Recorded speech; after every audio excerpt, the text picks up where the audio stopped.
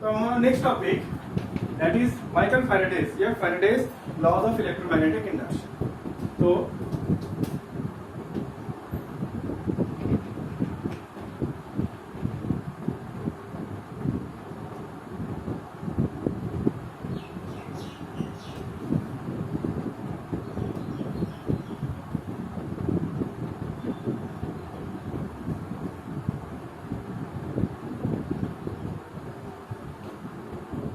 Faraday's laws of electromagnetic induction, बस दो ही law है, ज्यादा हमें चिंता करने की बात नहीं है।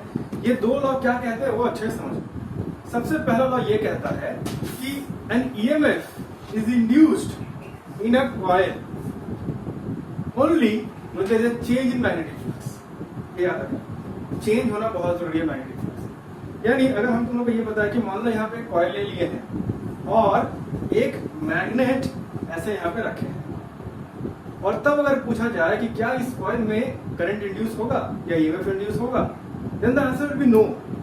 व्हाई? क्या यहाँ पे मैग्नेटिक फ्लक्स नहीं है? There is magnetic flux because magnetic field तो है यहाँ पे इस मैग्नेट के कारण। मैग्नेटिक फील्ड है, यहाँ पे मैग्नेटिक फील्ड गुजर भी रहा है, मैग्नेटिक फ्लक्स भी है, but there is no change in the magnetic flux. कब होगा चेंज?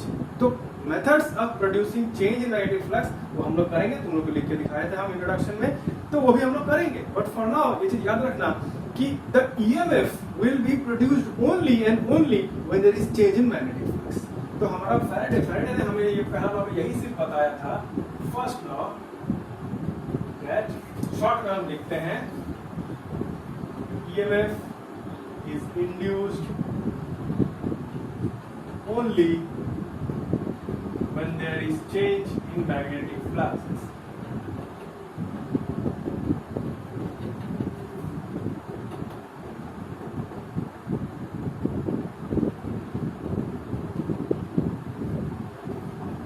ये बात एकदम अच्छे से बैठा हुआ दिमाग में, क्योंकि when there is change in magnetic flux ये चीज को अक्सर स्टूडेंट्स ये समझ लेते हैं कि मैग्नेट या मैग्नेटिक फील्ड वहां पे है ही नहीं। अगर तुम लोग हम ये बना के दिखाएं कि यहाँ पे अगर एक सपोज कॉइल है, ये कॉइल इस तरह से इस प्लेन में है, यहाँ पे इस तरह से रखा हुआ है, और यहाँ पर एक मैग्नेट हम ले आए हैं नॉर्थ पोल। अगर ऐसा रखा हुआ है then there will be no induced EMF. कोई भी ईएमएफ या करंट या इंड्यूस नहीं होगा। क्यों नहीं होगा?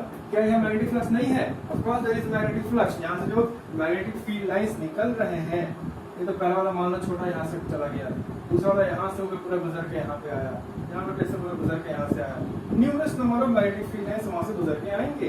Of course there is magnetic flux there, but that magnetic flux is not changing, वो फिक्स है। इसको भी यहीं पे रखे हैं और इसको भी यहीं पे रखे हैं, ये फिक्स्ड है बिल्कुल। और फिक्स मैग्नेटिक फ्लक्स हो तो ईएमएफ इंड्यूस नहीं होता है, बिकॉज़ नियम है EMF is induced only when there is change in magnetic flux. तो clear?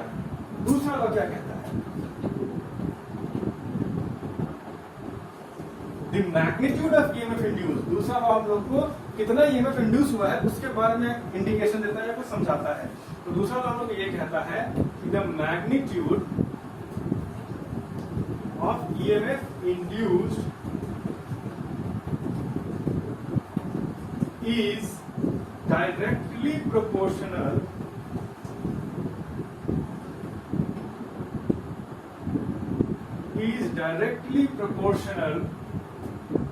to the rate of change of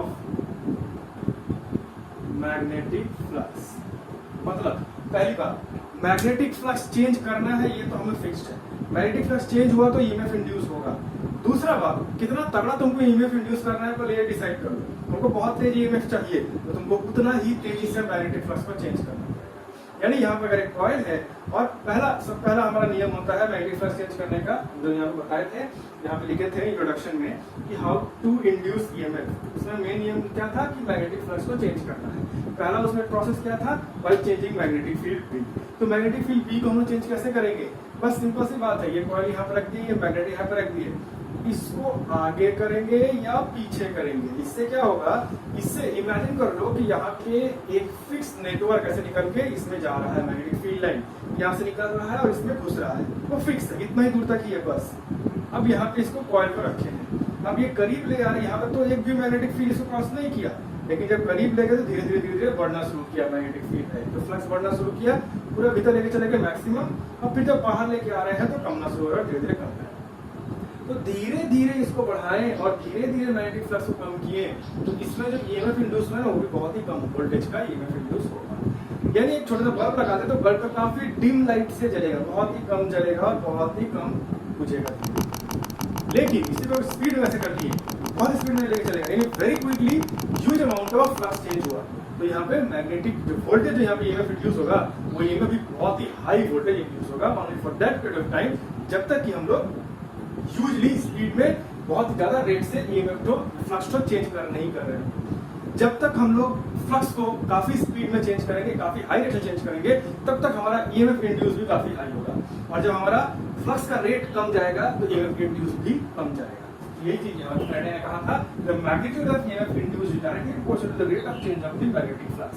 और पहला लॉ तो ये है कि जब तक चेंज होता रहेगा फ्लक्स तब तक ईएमएफ इंड्यूस होगा। दूसरा लॉ, जिस रेट से चेंज हो रहा है मैग्नेटिक फ्लक्स उसी रेट से ईएमएफ भी इंड्यूस होगा वहां पे। तो यहाँ पे हम लोग फॉर्मूला बना सकते हैं, हालांकि इसलिए हमारा दूसरा टॉपिक है उसमें हम लोग इस फॉर्मूले को डिस्कस करेंगे, बट यहाँ पे भी चाहो तो फॉर्मूला बना ही सकते हो। अकॉर्डिंग टू दिस इक्वेशन हम लोग क्या लिख सकते हैं, EMF induced is directly proportional to the rate of change of magnetic flux. अब rate of change of magnetic flux का मतलब क्या होता है, टाइम के स्केल पे इसको हम लोग मेजर करेंगे। 10 सेकंड में अगर हम लोग देख रहे हैं कि 10 यूनिट का ही चेंज हो रहा है, और वहीं अगर हम देखें कि 1 सेकंड में 10 यूनिट का चेंज हो गया मैग्नेटिक फ्लक्स, तो कौन सा फास्टर हुआ, दूसरा वाला। 1 सेकंड में 10 unit of magnetic flux change हो गया, तो हम लोग यहाँ पे क्या लिख सकते हैं, EMF is directly proportional to d∅dt। यहाँ पे हम लोग आ जाएगा, यानी EMF induced directly proportional to d∅dt। यहीं पे अगर हम लोग इसका प्रोपोर्शनल क्या करेंगे, कांस्टेंट आ जाएगा, और फिर इंडक्शन में बात आ जाएगी, वो हम लोग बात में करेंगे इसके बारे में, अभी समझेंगे जब इसका टॉपिक आएगा तब समझेंगे। बट फिलहाल इसी का मैथमेटिकल वर्जन हो गया ये वाला, that is EMF is directly proportional to the rate of change of magnetic flux. Time की बेसिस पे हम लोग इसको रेट ऑफ चेंज को मेजर। तो फैराडे ने बस हम लोग को इतना ही बता के दे दिया, और ये बहुत है, क्योंकि माइकल फैराडे अगर ये लॉ हम लोग को नहीं समझाते तो आज हमारे पास इलेक्ट्रिसिटी घरों में ऐसा नहीं होता, क्योंकि उन्होंने काफी चीप और काफी बेस्ट तरीका हम लोग को बताया था इलेक्ट्रिसिटी को पैदा करने का। ये तो तरीका बस यही से हो गया, अब हम लोगों ने खोजा था किस तरह से करें। तो वैसे तुम लोगों को बताए थे कि हाउ टू प्रोड्यूस ईएमएफ में सबसे बेस्ट तरीका लास्ट वाला, बाय चेंजिंग द ओरिएंटेशन। वो ओरिएंटेशन चेंज करके हम तुम लोगों को दिखाएंगे कैसे होगा, सब जब हम लोग को एक्सप्लेन करेंगे तो समझ में आ जाएगा। बट फिलहाल के लिए ये फैराडे के दिए हुए लॉ है। फैराडे का दिए हुए लॉ में एक कमी था, बहुत ही बड़ा कमी था वो, हालांकि उतना बड़ा भी नहीं था, नहीं भी होता तो चलता, बट फिर भी वो बहुत ही अच्छा खासा कमी है। वो ये है कि वो जो ईएमएफ इंड्यूस हो रहा है उसका डायरेक्शन के बारे में कुछ नहीं बताता है, वो बस मैग्नीट्यूड के बारे में बताते हैं और कब इंड्यूस होता है उसके बारे में बताते हैं, लेकिन डायरेक्शन के बारे में नहीं बताते हैं। अभी ईएमएफ का डायरेक्शन क्या होता है, अगर हम लोग डीसी वोल्टेज की बात करें, हम लोग डीसी यानी एक सर्किट की अगर हम बात करें पॉजिटिव एंड नेगेटिव, मान लो यहाँ पे नॉर्मल सर्किट है, यहाँ पे पॉजिटिव पोटेंशियल है, यहाँ पे नेगेटिव पोटेंशियल, यानी higher potential lower potential create हो रहा है, तो हमारा potential difference high to low, current इधर फ्लो हो रहा है इधर से इधर। ये सारी चीजें हम लोग कब बता पा रहे हैं, जब हमको मालूम है this is high voltage, this is low voltage, या हाई पोटेंशियल लो पोटेंशियल। ये हो गया डायरेक्शन ऑफ पोटेंशियल या ईएमएफ। लेकिन ये पूरे लॉ को देख के तुम बता नहीं पाओगे कि अगर हम एक कॉइल बना दिए, यानी यही कॉइल है और यहाँ पे अगर हम इंड्यूस कर रहे हैं करंट, तो इधर से करंट फ्लो होगा, इधर से कि इधर से। जाहिर सी बात है, जिस तरीके से ईएमएफ का डायरेक्शन होगा वैसे ही करंट फ्लो होगा, लेकिन ईएमएफ किस डायरेक्शन में बनेगा यही तो हमें नहीं पता, ये हम लोग को नहीं बताया गया है। उस हिसाब से हम सर्किट फर्दर आज के जमाने के कॉम्प्लिकेटेड सर्किट डिजाइन नहीं कर सकते हम लोग यहाँ से। We must need to know the direction of the EMF so that we can find the direction of the flow of current, और उस हिसाब से सर्किट डिजाइन कर सकें।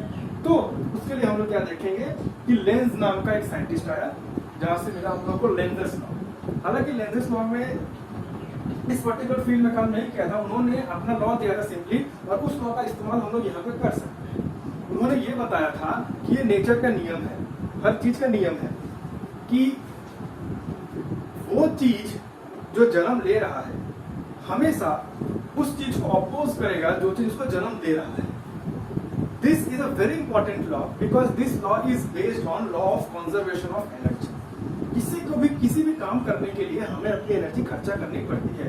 अगर बिना एनर्जी खर्चा किए वो काम कर दिए, that means we have created energy, and energy can not be created, neither it can not be destroyed.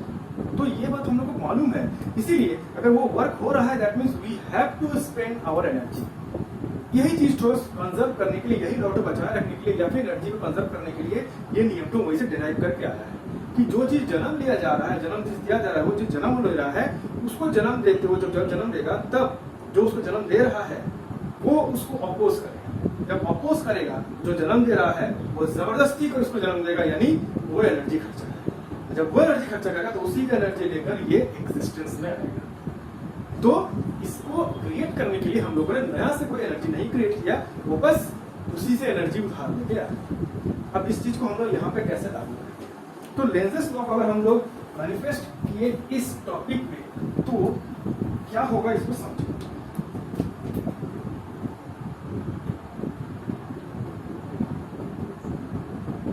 Lenz's law, suppose, अब इसको समझना, suppose there is a coil here. अगर ये कॉइल हुआ और हम लोग यहाँ पे नॉर्थ पोल को भीतर की तरफ लेके आ रहे हैं तो क्या होगा? नॉर्थ पोल अगर हम लोग भीतर की तरफ लेके आ रहे हैं तो यहाँ पे करंट का डायरेक्शन कुछ ऐसे फ्लो होगा कि यहाँ पे नॉर्थ पोल बन जाएगा। इससे क्या होगा? अब इससे समझो, मान लो यहाँ पे एक कॉइल है, ये नॉर्थ पोल है, नॉर्थ पोल को हम भीतर लेके आ रहे हैं तो यहाँ पे नॉर्थ पोल बन गया। इससे नॉर्थ पोल और नॉर्थ पोल में क्या हो गया? रिपल्सन क्रिएट होगा। अब उस रिपल्सन को ओवरकम करने के लिए हमें जबरदस्ती ठेलना पड़ेगा। तो जबरदस्ती ठेलेंगे तो मेरा वर्क हो रहा है यहाँ पे, तो मेरा जो एनर्जी खर्चा हुआ वही एनर्जी लेकर यहाँ पे करंट फ्लो होना शुरू होगा। अब ये लॉ को प्रूव कैसे है, हम कैसे प्रूव कर सकते हैं? तो सीधा सा बात है, उल्टा पकड़ लो कि नॉर्थ पोल नहीं क्रिएट होगा, साउथ पोल क्रिएट होगा। अगर साउथ पोल क्रिएट हुआ तो क्या होगा? हम क्या करेंगे, बस स्टार्टिंग में जस्ट इसको लेकर आए, ये नॉर्थ पोल है, यहाँ पे साउथ पोल क्रिएट हो गया। अब इसके आगे ले जाने की हमको जरूरत नहीं है क्योंकि ये साउथ पोल नॉर्थ पोल को अट्रैक्ट करेगा और अपने पास खींच लेगा। खींचने से क्या? खींचने से फ्लक्स फ्लो अपने आप चेंज होगा। अब जैसे ही चेंज हुआ, हम क्या करेंगे, यहाँ पे पहला कॉइल दिए थे, अब दूसरा कॉइल यहाँ पे दे दिए। इससे क्या होगा? पहला वाला कॉइल में स्टार्टिंग हम दिए, लेकिन पहला कॉइल उसे खींच लेगा। जैसे ही खींचा तो दूसरा कॉइल में ऑटोमेटिकली फ्लक्स चेंज होगा, इससे भी साउथ पोल बनेगा, ये भी खींचेगा। तीसरा कॉइल लगा देंगे, ये भी इसको खींचेगा, और ये कॉइल लगा के हम एक राउंड क्रिएट कर देंगे ऐसे करके। ये क्या होगा? ऑटोमेटिकली यहाँ पे गोल गोल घूमता रहेगा, जिससे कि सारे कॉइल में एक एक करके इंड्यूस होता रहेगा ये में। अब सारे कॉइल से तार जोड़ के हमें बल्ब चला। इससे क्या होगा? हम कुछ नहीं कर रहे हैं, बस गोल गोल घूमे जा रहा है यहाँ पर, यहाँ पे बल्ब चलेगा। तो ये ऑटोमेटिकली गोल जो घूम रहा है, इसमें कोई वर्क डन नहीं हो रहा है, कोई एनर्जी खर्चा नहीं कर रहा है, लेकिन बल्ब भी जल रहा है। यहाँ पे एनर्जी खर्चा किया नहीं जा रहा है, यहाँ पे एनर्जी क्रिएट किया जा रहा है। And we know energy can not be created. ऐसे बहुत सारे वीडियोस तुम लोगों को मिल जाएगा यूट्यूब, टोटली फ्री। एक बात हमेशा याद रखना, फ्री का एनर्जी नहीं क्रिएट किया जा सकता है। It is against the law of nature. ये नहीं क्रिएट कर सकते। किसी भी सिचुएशन में अभी इंसान ने नहीं सीखा है कि एनर्जी कैसे क्रिएट कर सकते हैं। यूनिवर्स में पहली बार एनर्जी का एग्जिस्टेंस आया ही कैसे, ये हमें नहीं पता। अगर एक एनर्जी एग्जिस्ट किया है, मतलब जाहिर सी बात है क्रिएट किया गया होगा किसी तरीके से। कैसे क्रिएट किया हमें नहीं पता। Humans do not know this. तो कहीं भी वीडियो में कोई भी ये क्लेम करता हो कि हम फ्री में एनर्जी क्रिएट करवा दे रहे हैं, बस इससे इसको जोड़ के फ्री में बन रहा है, that is a fake video. आंख बंद करके पूरी तरीके से उसमें दाव लगा सकते हो, it's a fake. You can not create energy. Infinite perpetual machine, यानी अपने आप चलने वाली मशीन से मिल जाएंगे, इन्हें बहुत दिखाया जाएगा। You can not create that, अपने आप नहीं चल सकता। Conservation of energy is the ultimate law of nature that can not be broken. एक बात याद रखना। इसीलिए ये वाला समझ में आया जो एक्सप्लेनेशन दिए, तो since this can not happen, therefore Lenz's law holds true. अब यहाँ पे हम डायरेक्शन कैसे निकालेंगे? तो नॉर्थ पोल आ रहा है, नॉर्थ पोल जैसे ही आ रहा है तो यहाँ पे क्या क्रिएट हो जाएगा? यहाँ पे नॉर्थ पोल क्रिएट होगा। अब ये नॉर्थ पोल क्रिएट हुआ तो इसमें लेकर हम थोड़ा देखते हैं। इसी का फ्रंट व्यू हम यहाँ पे बनाते हैं। अगर इसी का फ्रंट व्यू बनाए, इनफैक्ट यहाँ पे बनाए तो बढ़िया रहेगा। अच्छा मैं लेकर बनाए फ्रंट व्यू से अगर देखते हैं,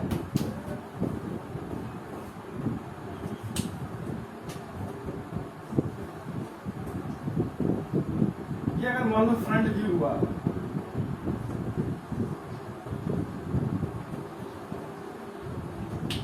तो यहाँ पे नॉर्थ पोल घुस रहा है। अब यहाँ पे समझ सकते हो कि ये नॉर्थ पोल है, अब ये नॉर्थ पोल घुस रहा है तो यहाँ पे नॉर्थ पोल क्रिएट होगा so that it can oppose this movement. तो नॉर्थ पोल क्रिएट करने के लिए एन लिख दो यहाँ पे, ये हो गया। अब एरो के साथ एरो को मैच कर दो, that means we have found the direction of flow of current. इसमें करंट एंटी क्लॉकवाइज घूम रहा है।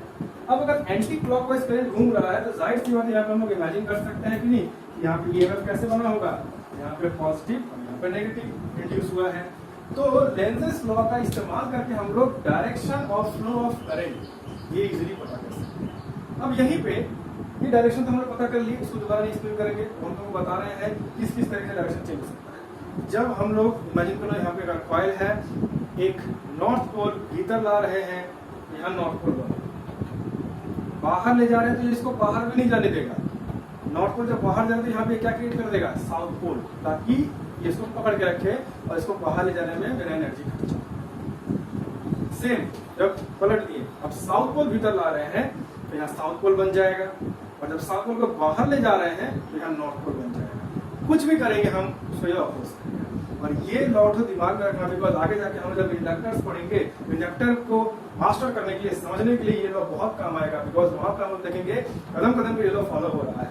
अगर वहां पे हम लोग करंट बढ़ाते हैं तो क्या करता है, वहां पे करंट को कम करने की कोशिश करता है, बैक ईएमएफ देता है। अगर हम वहां पे करंट कम करने की कोशिश करें तो करंट को बढ़ाने की कोशिश करता है। वो टोटली हमारा उल्टा काम करता है इंडक्टर। तो ये चीज बिल्कुल यहीं से आया। अब ये जो बताएं इसको अगर यहाँ पे हम लिख दें डायग्राम बना के, तो ये मान लो अगर कॉइल हुआ और नॉर्थ पोल अगर भीतर की तरफ आ रहा है तो यहाँ पर नॉर्थ पोल क्रिएट हो जाएगा, so as to oppose this. और वहीं पे अगर नॉर्थ पोल बाहर जा रहा है तो यहाँ पे साउथ पोल क्रिएट हो जाएगा, so as to oppose this. Same happens for different case. That means अगर हम लोग यहाँ पे साउथ पोल बना दिए और साउथ पोल अगर भीतर जा रहा है तो यहाँ पे साउथ पोल क्रिएट होगा ताकि इसको अपोज करेगा, और अगर साउथ पोल बाहर जा रहा है तो यहाँ पे नॉर्थ पोल क्रिएट होगा ताकि वो उसको बाहर भी नहीं जाने देगा। और इसी नॉर्थ पोल और south pole, north pole south pole के चक्कर में हम लोग यहाँ पता कर लेंगे कि what is the direction of the flow of current in the coil and since what is the direction of the induced. देखो समझ में आ गया सबको यहाँ पे। This is the Faraday's law of electromagnetic induction plus Lenz's law. तो देख लो, समझ लो, फिर को बताओ।